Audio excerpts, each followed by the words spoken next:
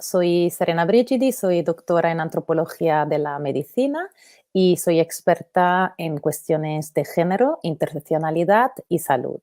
Soy madre de 2 hijas y un hijo y soy también presidenta del Observatorio de Violencia Obstétrica en España. Me ocupo de violencia obstétrica y salud sexual y reproductiva. Y hoy hablaré del concepto de interseccionalidad, de género y aplicado a la salud, y intentaré aportar algunos ejemplos vinculados con mis investigaciones, tanto con la infancia, con niñas y niños, vinculado con el dibujo del parto, para poder hablar del proceso de socialización y de la violencia obstétrica con un colectivo, con diversos colectivos migrantes aquí en Cataluña. Bien, empezamos entonces con esta imagen para poder hablar de interseccionalidad de género en salud. Esta es la idea de la charla que voy a comentar con vosotras y vosotros. La idea es poder hacer una reflexión rápida sobre la vulnerabilidad y la condición inerme que nos permite también introducir esta vulneración constante de derechos sexuales y reproductivos, mencionar el proceso de medicalización porque tiene que ver con la forma con la cual entendemos y transformamos los cuerpos de las personas, pero en particular los cuerpos de las niñas, de las mujeres y de las personas ancianas, de las mujeres ancianas. Y también nos centraremos en este concepto que es el embarazo, parto, la lactancia materna, la crianza, el puerperio, para poder también resignificar la violencia obstétrica, que es un tema que ya saben que está eh, bastante sobre el papel, ¿no? En este momento. Todo esto con la finalidad de poder introducir la idea de la pedagogía de las posibilidades, es decir, mi aportación, mi propuesta es centrarnos más en esta línea feminista, ¿no? De poder el cuidado en el medio de nuestras vidas. No podemos hacer todo esto sin pensar en la visión interseccional, por lo tanto, el feminismo interseccional, y hablar de este marco teórico que es el marco sexo-género. Asimismo, para poder hablar de proceso de medicalización y de esta visión de los cuerpos de las mujeres, necesitamos también entender cómo acciona el proceso de socialización. Es decir, el proceso de socialización normalmente hacemos referencia a 3 pilares fundamentales de nuestra vida, que son la familia, la sociedad y de forma tradicional la televisión. Pero claro, hoy en día no hablamos de televisión, hablamos de las pantallas, ¿no? De las redes sociales. Claro, todo esto influye, determina la forma con la cual voy construyendo las ideas sobre, por ejemplo, las mujeres o el proceso de embarazo o el parto, la lactancia materna, sobre los modelos de ser madre, de familia, de ser padre, etcétera, etcétera. Y al mismo tiempo, cuando hablamos de proceso de medicalización, tenemos que ser conscientes que seguimos hablando de un modelo médico hegemónico que está centrado sobre el concepto de universalismo, paternalismo, esencialismo y androcentrismo. Por lo tanto, todo este discurso es poder también romper esta visión universal con la cual nos acercamos y pensamos que el colectivo de las personas es igual y podemos trasladar acciones políticas o determinadas formas de cuidado a todo el mundo para poder introducir esta idea de la interseccionalidad, es decir, la conciencia de la diversidad. Bien, entonces vamos a introducir el concepto de vulnerabilidad con esta imagen, que es un murales de un barrio de Barcelona que se llama Barrio de Valcarca, que ha sido un barrio muy característico dentro de la historia de la urbanización de Barcelona. Está escrito en catalán, pero yo creo que se puede entender, ¿no? Hay una mujer que se está agarrando el corazón, ¿no? Este corazón que realmente es una forma de tellera, ¿no? Es una forma para poder versar el té y hay como etiquetas, ¿no? Entonces hay la etiqueta de vaga, débil, volátil, culpable, pues que las mujeres hacemos cuento, que somos dramáticas, que somos inútiles, que somos raras. Y claro, todo esto corresponde un poco con esta idea, ¿no? De las características del mandato de género, con las formas con las cuales la sociedad describe el hecho de ser mujer, el valor que otorgamos a las mujeres. Muchas personas siempre dicen, pero las cosas están cambiando. Sí, están cambiando, pero este cambio no necesariamente tiene una base sólida y sobre todo compartida entre diferentes personas. Lo que quiero decir es que va a ser también una de estas propuestas, que es importante mantener una diversidad en el discurso para poder generar un pensamiento crítico, pero al mismo tiempo poder estimular unos valores, es decir, unos conceptos que tienen que ser compartidos y fundamentales, como el valor que otorgamos a las mujeres, a las niñas dentro de la sociedad. Y quiero hacer un ejemplo. Pues hay muchos estudios que nos están diciendo que aquí y ahora, con aquí y ahora estoy hablando de un contexto, por ejemplo, como Cataluña, como Barcelona ciudad en el 2022, las niñas se definen a sí mismas como menos inteligentes de sus compañeros chicos. Y esto ocurre ya a los 6 años. Es decir, que esta idea, ¿no?, de ser rara, de ser vulnerable, de ser débil, de ser vaga, es algo que acompaña la historia de la vida de las mujeres. Entonces, hay algo que está fallando en nuestra sociedad y tenemos que hacernos preguntas. A nivel filosófico, si hago una referencia a la filosofía feminista, la idea de vulnerabilidad realmente es un estado permanente. Lo que quiero decir es que no tenemos que patologizar la vulnerabilidad. Muchas veces nos sentimos vulnerables y no pasa nada. Lo que es más significativo dentro del discurso que haremos sobre violencia, sobre medicalización, etcétera, etcétera, es realmente la idea de condición inerme. Por esto yo diferencio la vulnerabilidad como algo que experimentamos todos y todas de la condición inerme. La condición inerme es una opresión, es cuando alguien se encuentra en una situación de pasividad, de impotencia, está padeciendo violencia y no puede fugarse, no puede responder, no puede salir. Es una violencia unilateral, si no es una guerra, ¿sí? Porque no hay simetría, no hay paridad, no hay reciprocidad, a pesar dentro del proceso de salud. ¿Qué significa todo esto? Entonces, la otra persona, que muchas veces esta otra persona simbólicamente está encarnada por una institución, es omnipotente. Por esto, el concepto de violencia obstétrica que intentaré introducir constantemente en esta charla tiene que ver con la condición inerme y tiene que ver con estos significados simbólicos que atribuimos a la violencia institucional. No es tanto el sujeto, ¿sí?, que puede ser un médico, que puede ser una enfermera, que puede ser, etcétera, etcétera, es cuanto la representación de este dentro de un proceso de salud donde no hay reciprocidad. En filosofía feminista, la condición inerme hace referencia, y no acaso, al recién nacido. Es decir, el recién nacido está destinado a fallecer si no le cubrimos, si no le nutrimos, si no le amamos, si no nos ocupamos de él o de ella. Por lo tanto, lo que suele ocurrir en violencia obstétrica es exactamente lo mismo, pues una mujer se encuentra en una situación de pasividad, de incapacidad de poder hablar, conversar, decir, reflexionar, de reciprocidad con la estructura sanitaria y vive esta forma de expropiar su parto, su experiencia, y quien decide son otras personas.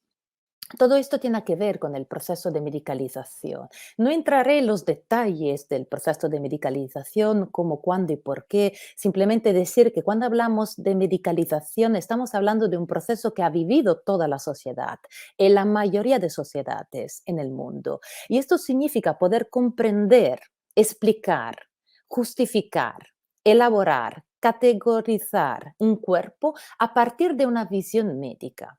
En términos más sencillos, es observar todos los procesos fisiológicos que las personas viven, en el caso de las mujeres, la menstruación, el parto, el embarazo, la lactancia materna, la menopausia, etcétera, etcétera, como algo que tiene que ver dentro de un campo médico, extirpando este concepto social y cultural que tienen a que ver, ¿no?, que contextualiza y que marca las experiencias. Entonces, no es algo que tiene que ver con la enfermedad, sino es un proceso de salud y como tal tenemos que comprender y justificar y trabajarlo desde un marco tanto biológico, pero también sociocultural, económico, político ambiental. Si no, este proceso de salud falla. Teniendo en cuenta que la mayoría de profesionales de la salud no están educados ni formadas para trabajar la salud, que es un concepto que normalmente no se sabe qué es. De hecho, muchas veces en clase yo pregunto qué es la salud y la definición que las personas que están estudiando en el grado de enfermería, de fisioterapia, de medicina o incluso profesionales en activo, pues utilizan la definición de la Organización Mundial de la Salud, que es una organización que no es funcional, que no tiene nada que ver con lo que para cada una de nosotras es salud. Lo que quiero decir es que la salud entra dentro de un territorio de complejidad. Y cuando utilizamos una definición que hemos preestablecido, que no es funcional, que no nos permite trabajar, atender, cuidar, claro, significa que no estamos todavía comprendiendo qué es esto de la salud. De hecho, muchas veces nos preguntamos el por qué un parto, que es un proceso de salud, que es un proceso fisiológico, está dentro de un hospital. Y por esto la idea, por ejemplo, que se está implementando muchísimo en Cataluña, que son las casas de parto, ¿no? Que es una experiencia que viven también otros países en Europa y que parece funcionar muy bien. En referencia a todo esto, hay esta imagen que ha sido muy famosa en redes sociales durante unos años atrás, ¿no? Sobre la experiencia de la lactancia materna y la idea de cubrir esta experiencia, ¿no? Que tenemos que cubrir estas tetas, ¿no? Pues, ¿qué pasa? Pasa que realmente hemos medicalizado, hemos entrado en una visión de cosificación de los cuerpos de las mujeres. Hemos interpretado, conocido, entendido los cuerpos a partir de una erotización y sexualización de los cuerpos, tanto que cuando observamos, y esto otra vez suele ocurrir en la mayoría de los lugares en el mundo, una mujer amamantar, no entendemos que aquí es un proceso de cuidado, de nutrición, de amor, de alimentación, pero interpretamos el hecho como algo sexual y por lo tanto nos molesta, ¿no? Y esta imagen de esta fotógrafa que ha sido una provocación, cuando las mujeres recibimos en cualquier sitio en el mundo, vuelvo a subrayar, de cubrirnos cuando estamos alimentando o trasladarnos, por ejemplo, en los lavabos o en determinados espacios cerrados, pues aquí la fotógrafa pone evidentemente pues una mantita en la cara de las mujeres, ¿no? Para decir qué pasa, ¿no? ¿Qué problemas tenemos con nuestras tetas y estos cuerpos que también van reproduciendo, van generando vida, van alimentando y nutriendo. Bien, para poder llegar a la interseccionalidad, utilizo un esquema, un gráfico que elaboró Patricia Hill Collins, que es una de las exponentes del feminismo interseccional afroamericano. Ella elaboró este gráfico en el 2000. Yo creo que todavía sigue siendo muy didáctico, o por lo menos yo pienso que es una forma sencilla para poder introducir qué es esta interseccionalidad. Hemos dicho antes, ¿no? Que cuando trabajamos la interseccionalidad estamos pensando a las diversidades. Yo suelo observar este gráfico a partir, evidentemente, la parte de arriba tiene un contexto de privilegios. La parte de abajo, ¿no? Son todas las condiciones subalternas, como la definimos en antropología, o de otra manera, ¿no? Condiciones de opresiones y también de resistencias. Estas líneas no tenemos que verlas tal cual como unas líneas rígidas, pero como experiencias. Intentaré explicarme mejor. Yo defino estas líneas como ejes experienciales y la parte de arriba tenemos todas las experiencias que dentro de la mayoría de sociedades están interpretadas como privilegios, pero no necesariamente en todas las culturas determinados hechos, determinadas experiencias son un privilegio.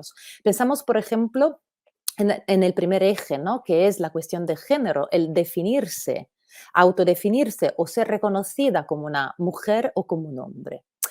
En la cuestión del androcentrismo. Luego entramos también en partes que tienen que ver también con la práctica diaria y lo miraremos, ¿no? Cuando hablaremos, por ejemplo, de racismo obstétrico, es decir, la interpretación de una etnia a partir de su color de piel, como una etnia privilegiada, como una etnia que pueda acceder a determinados cuidados. Muchas veces cuando hacemos este discurso, las personas suelen pensar que aquí en Europa esto no existe, sí que existe. Todavía tenemos un racismo importante, a pesar de no tener una sociedad multicultural como pueden vivir otras naciones o estados en diferentes lugares del mundo, pero a pesar de esto seguimos con un racismo importante, importante, y lo miraremos, ¿no? El origen europea, ¿qué significa? Significa que evidentemente un pasaporte europeo sigue teniendo más privilegio de otros pasaportes. Ojo, cuando hablamos de esto no estamos diciendo que es justo, ¿no? Que no estamos hablando de algo que debería ser así y está bien que sea así. No son valores. Estamos hablando de cómo la sociedad interpreta determinados hechos que, por ejemplo, no podemos cambiar, como dónde he nacido. El hecho que yo tenga un pasaporte italiano no es un mérito. No he decidido, pero sí que tengo un pasaporte italiano. Y como tal, tengo el privilegio de poder acceder en la mayoría de países en todo el mundo, sin ser parada, sin ser cuestionada.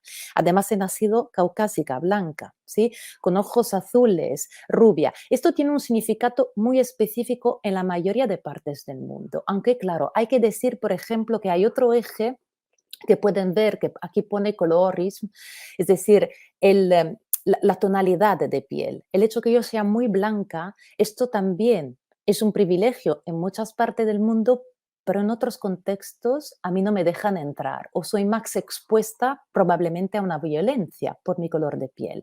Es evidente que esto son lugares de minorías, ¿no? Pero es interesante entender todas estas condiciones de privilegio como experiencias, es decir, no como algo que está dato y sigue siendo por siempre, ¿no? Es algo que me acompaña durante toda mi vida, siempre depende del contexto, dónde estamos, el lugar, dónde estamos y el marco diacrónico en lo que estamos observando. Es decir, que la historia, la cultura y la geografía, ¿no? El lugar donde estoy, marca esto del privilegio o de una condición subalterna.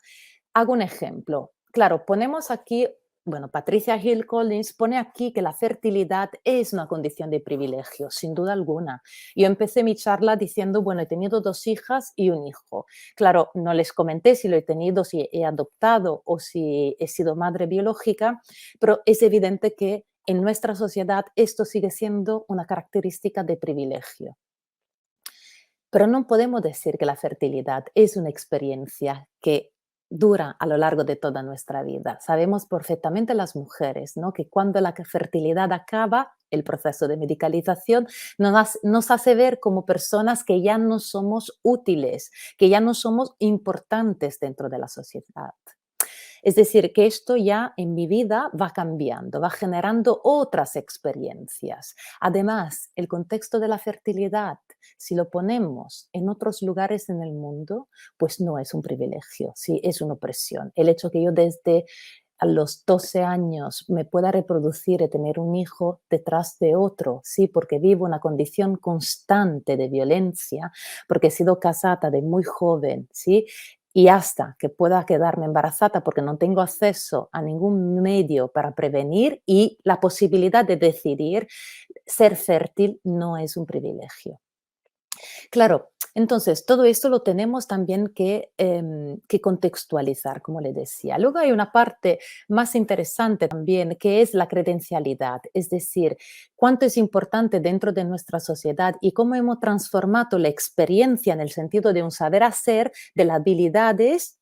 Pienso, por ejemplo, a la partería, ¿no? La partería tradicional, en algo que debe ser reconocido a partir de un título de estudio, como por ejemplo haber cursado pues, la especialidad en España de matronas, ¿no? ¿Qué valor tiene todo esto? Una mujer que desde muy pequeña ha visto la abuela y la madre con estas habilidades y ha sido una transmisión cultural, esta herencia cultural de la capacidad de acompañar a las mujeres, de contra tenemos, ¿no? Todos unos grados y unas estructuras. Esto también está marcado por el modelo biomédico, es decir, que el modelo médico hegemónico se define exactamente con todas estas especialidades.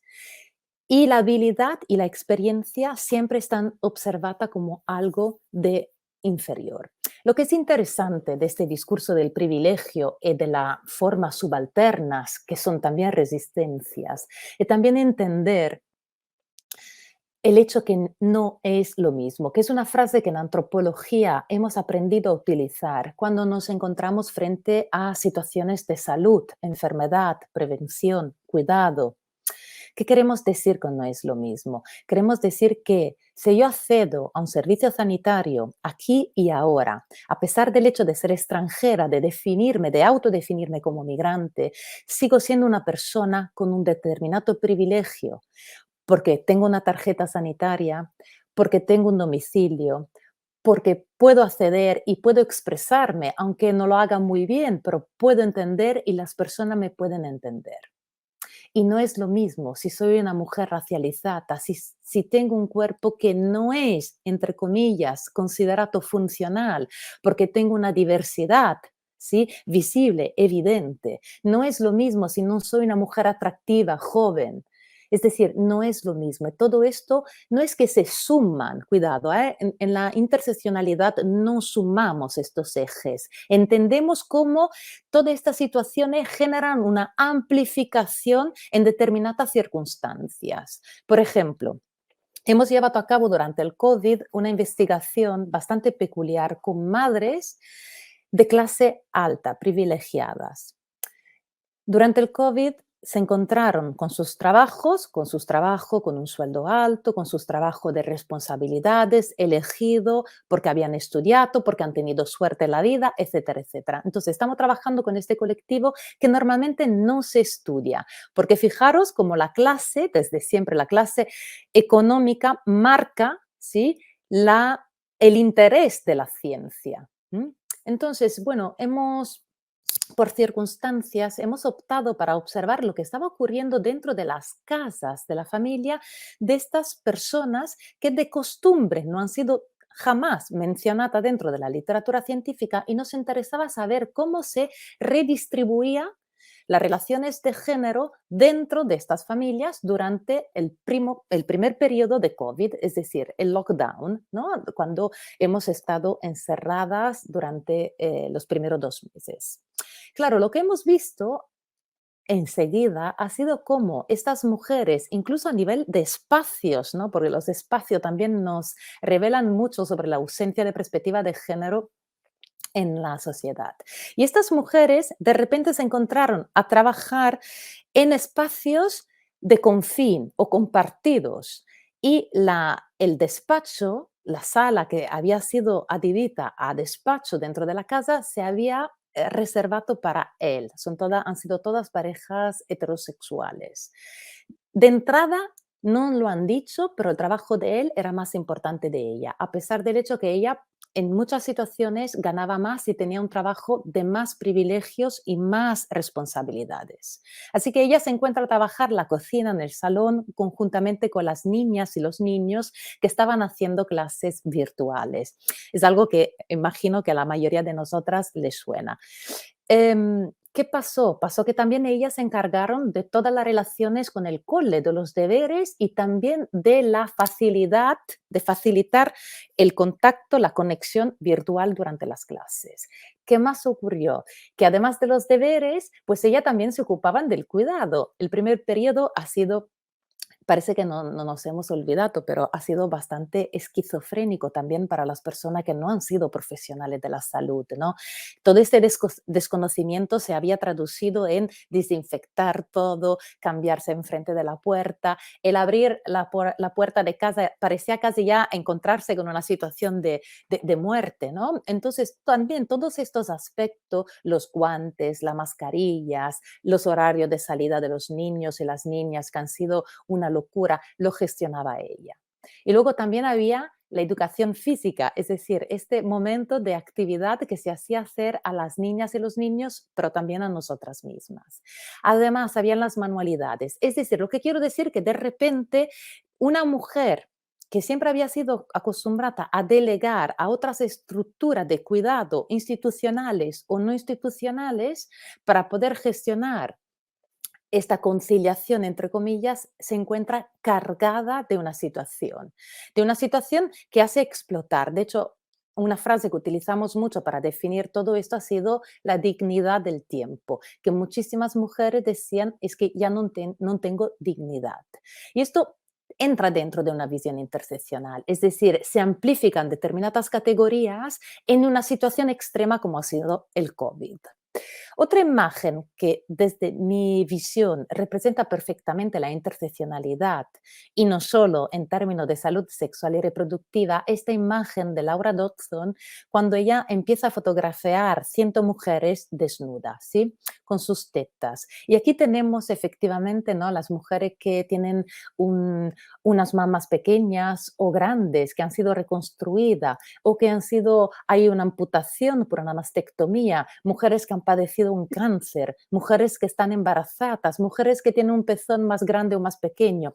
Es decir, aquí hay las diversidades. Por esto, vuelvo a subrayar, en el proceso de salud, enfermedad, atención, prevención y cuidado, decimos no es lo mismo. Si tu experiencia de vida, tu background, no significa que tenga que marcar, ¿sí? A vida. No es que yo sigo siendo italiana toda la vida. Claro, he nacido en Italia, pero tal vez llevo 20 años en Barcelona y antes estaba viviendo en UK. Es decir, es la posibilidad de comprender estas diversidades y esta experiencia dentro de un contexto de continuidad de las personas.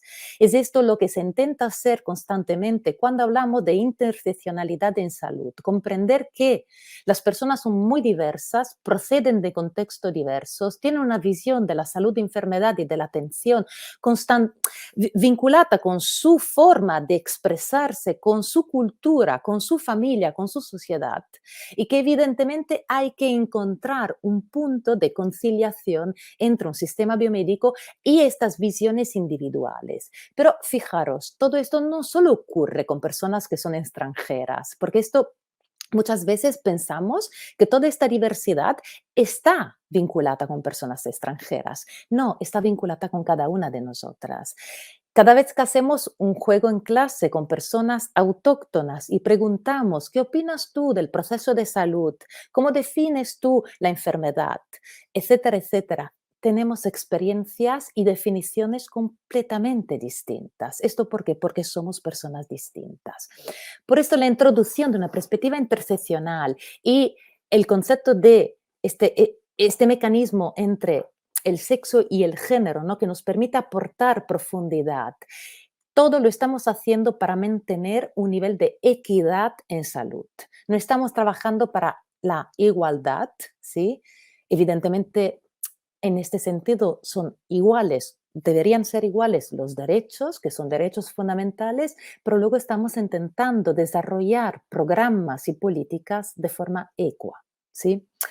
Así que bueno, paso al siguiente tema. Lo que estamos viendo constantemente es que los roles y las posiciones de las mujeres dentro de la sociedad se naturalizan y normalizan. ¿Qué significa esto? Significa que acabamos con procesos violentos en lo que eran procesos fisiológicos.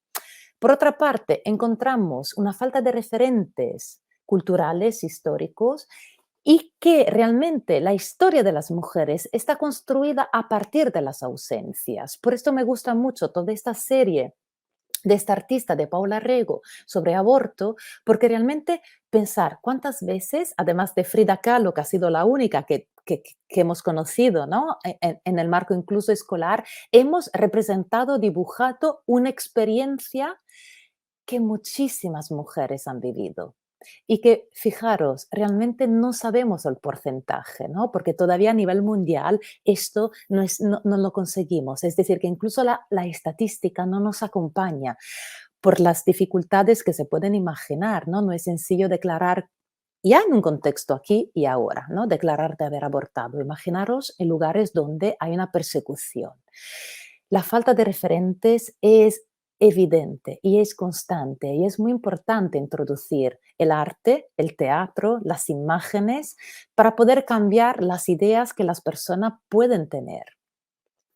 Luego, el uso de la ironía para poder describir los procesos fisiológicos. Em, claro, constantemente utilizamos esta forma para describir El proceso fisiológico a partir de bromas, a partir de un sarcasmo. Esto otra vez tiene que ver con la falta de referencias, ¿no? Y luego la necesidad, ¿no? De clasificar, así de universalizar las experiencias, en este caso de la maternidad. Y claro, tenemos constantemente esta triada, como la defino yo, ¿no? Que es el capitalismo, el patriarcado, el colonialismo, a partir del cual no salimos de una, eh, de una visión, ¿sí? Y acabamos cosificando y sexualizando el cuerpo de las personas. Sigo un poquito más adelante para poder introducir un par de temáticas. La primera es la temática, como decía antes, del racismo obstétrico para ir acabando con la charla. El racismo obstétrico, pues lo define una antropóloga que se llama, se apellida Davis, en el 2018, pero tenemos también muchas referencias en literatura científica. Esto otra vez es una forma con la cual muchas de las profesionales de la salud se sienten ofendidas, pero no se trata, ¿sí? de, com- de algo individual, se trata de comprender la sociedad donde estamos, ¿no? Este vínculo entre patriarcado, colonialismo que constantemente tenemos. Hay mucha literatura sobre, por ejemplo, de una mayor resistencia al dolor de mujeres afroamericanas en comparación con las mujeres caucásicas, ¿sí? Es decir, que hay una negación del analgésico en determinados grupos étnicos. Asimismo, sabemos que hay un retraso en el diagnóstico en determinado grupo étnico. Y también pensamos constantemente que personas migrantes tienen expresiones de emotividad mucho mayor respecto a las mujeres autóctonas. Dicho de otra manera, que gritan más, por ejemplo, durante el parto. Por esto también se está trabajando el concepto de estratificación obstétrica interseccional, ¿no? Este proceso que es un proceso de construcción histórica y cultural que tiene que ver con la desigualdad, la desagregación y formas violentas que vigilan nuestros cuerpos y sobre todo los cuerpos de las mujeres migrantes para poder explicar todas estas formas diversas con la cual viven, ¿sí? Su proceso de salud sexual y reproductivo. Y un ejemplo que quería aportar es el ejemplo de un trabajo de campo que llevamos a cabo con Farmamonte Cataluña, financiado por la Agencia Catalana de Desarrollo y Cooperación el año pasado. Aquí tenéis un fragmento, podemos ver un relato de las mujeres islámicas durante el parto y por otro lado de la tabla el relato de los ginecólogos obstetras hombres. El tema fundamental es la falta de entendimiento por parte del sistema biomédico de la posibilidad de pedir, ¿sí? una una médica mujer y no ser atendida por un médico, en este caso ginecólogo obstetra hombre.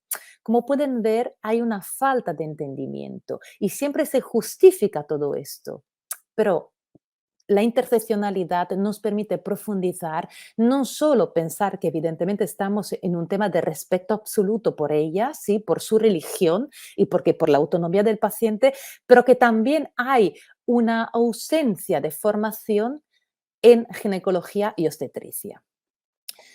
Quiero también mencionar rápidamente, y luego voy concluyendo, que cuando hablamos de violencia obstétrica no estamos hablando solo de ginecólogos obstetras, estamos hablando de diferentes sujetos, cuerpos, identidades que participan, que están presentes dentro de este proceso de violencia.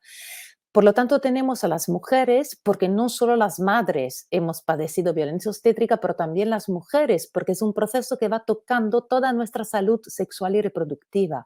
Estamos también hablando de los cuerpos de los fetos, según el momento donde estamos en el embarazo, y también de los cuerpos de recién nacido. Tenemos muchos estudios de neuropsiquiatría que nos están evidenciando cuánto es importante el nacimiento para las personas, para el desarrollo cognitivo emocional de las personas. ¿No acaso Michel Audin dice constantemente que para cambiar el mundo tenemos que cambiar la forma de nacer?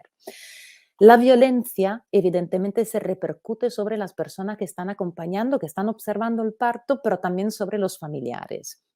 Y luego los profesionales de la salud, que sí que ejercen violencia obstétrica, pero también padecen violencia de género y también violencia obstétrica.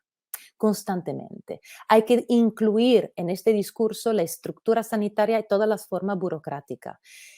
La educación y la formación, lo mencionamos rápidamente antes, pero la educación y la formación realmente en ciencia de la salud y medicina es una ausencia de eh, perspectiva de género, es decir, no se trabaja la perspectiva de género de una forma transversal en cualquier asignatura, la interseccionalidad, las competencias éticas y las competencias humanas.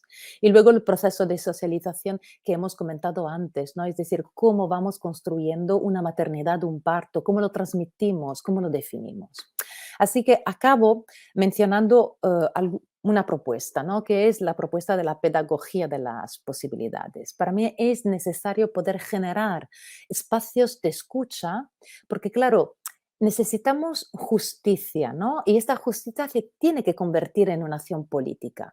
¿Qué significa todo esto? Necesitamos mantener una interacción constante entre los sujetos, este diálogo, ¿no? Para desarrollar un pensamiento crítico.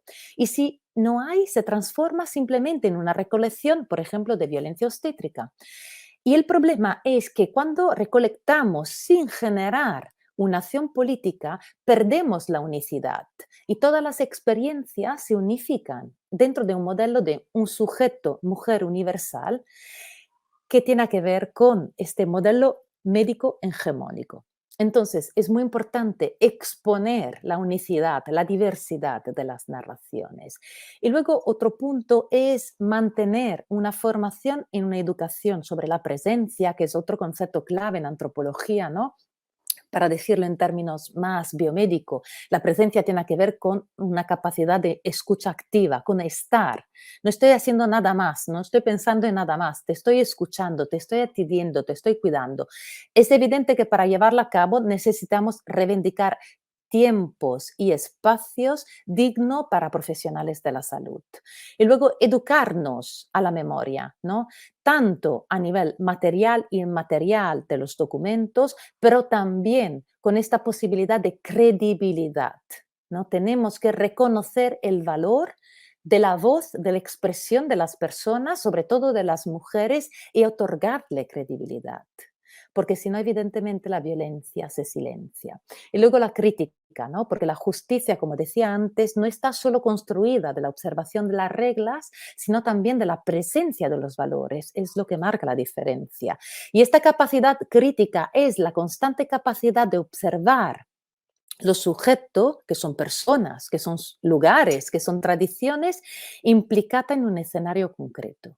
Entonces, las reglas sin crítica y sin valores generan comportamientos violentos y no sabemos luego reconducirla.